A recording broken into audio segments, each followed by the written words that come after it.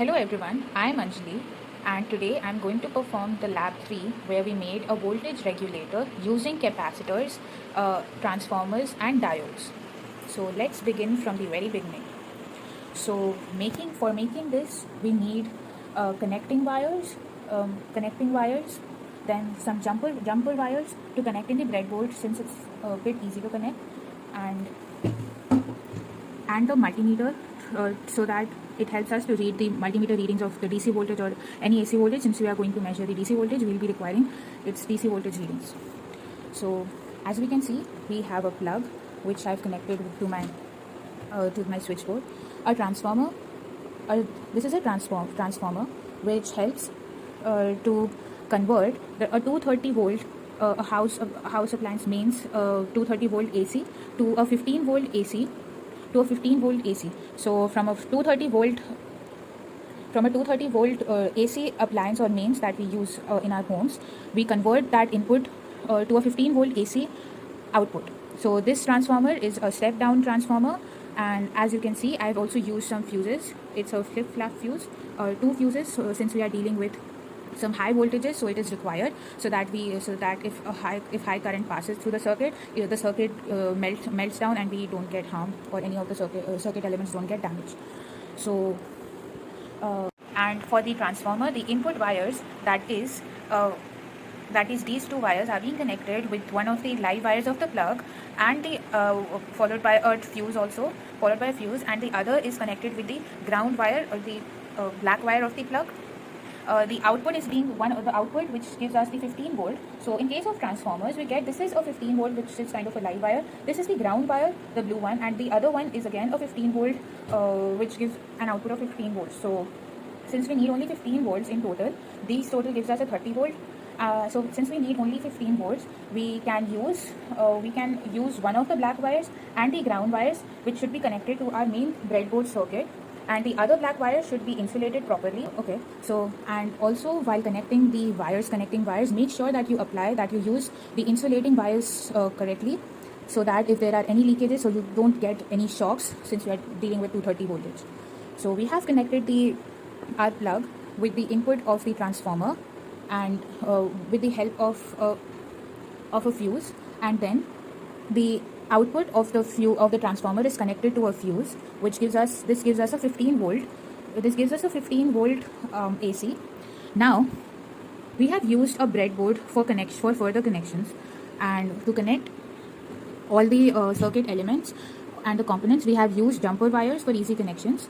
So as we can see, so to convert this 15 voltage AC output from the transformer, now we want to convert this 15 voltage AC to 15 voltage DC, for which we are supposed to use rectifiers. And here we have made a full wave bridge rectifier, which we have made using 4 diodes with the basic proportions. For example, this is D1, D2, D3 and D4, where the two diodes D1 and D2 are in series with each other, and the other 2 are in series with each other. So the full wave rectifier uses the bridge rectifier basically uses 2 half cycles, where in positive half cycle we get one of the pair of the diodes connected, and in the negative half cycle the other pair of diodes is connected, so that it gives us a 15 volt DC.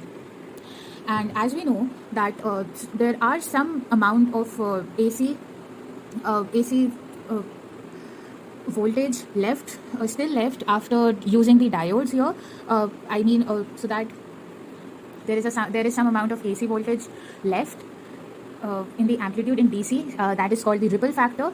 To reduce that ripple factor that we don't want, or to eliminate it, we use low pass filters.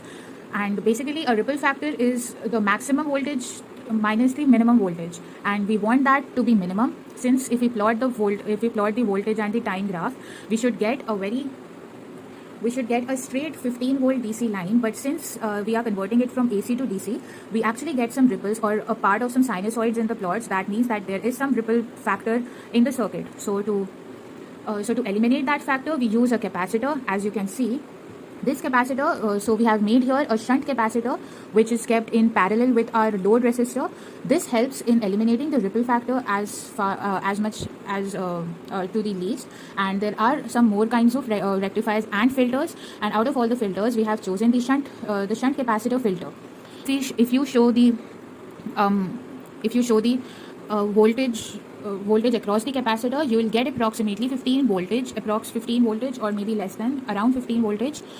Okay, 15 voltage DC. This converts to DC. Since we have used the rectifier, which is this much part till the diodes, we get 15 voltage AC to 15 voltage DC. Now the capacitor helps to reduce the ripple factor, and we get almost constant 15 voltage DC. And this is a 2200 microfarad capacitor. And for the load resistance, I have used a 3.3k ohm resistor. You can use any amount of resistance. Now, if we want to convert this 15 voltage DC to a 5 voltage or a lesser amount of voltage in DC, we use a voltage regulator. So voltage regulator can be a Zener type, or we can use an IC circuit, an integrated circuit also. And here, for the sake of simplicity, we have used an IC which is IC 7805. Its input range should be 7 volts to 35 volts, and this IC converts that input to a 5 volt DC output. So as you can see, this is our IC 7805. It has got 3 pins in it. The very first pin is the input pin. This second pin, the middle one, is the ground pin, and the third one is the output pin. So now we are connecting this IC to a circuit, so here the input pin will be connected to the capacitor, and the ground pin will be connected to the other end of the capacitor, to the negative terminal of the capacitor. So as we join the IC to the circuit, so as you can see, the input terminal of the circuit is being connected with the positive terminal of the capacitor, and the ground pin of the IC is connected. So this pin is connected with the negative terminal of the capacitor. Okay, so using this IC, which is used as a voltage regulator, we get from 15 volt DC to a 5 volt to 5 volt DC.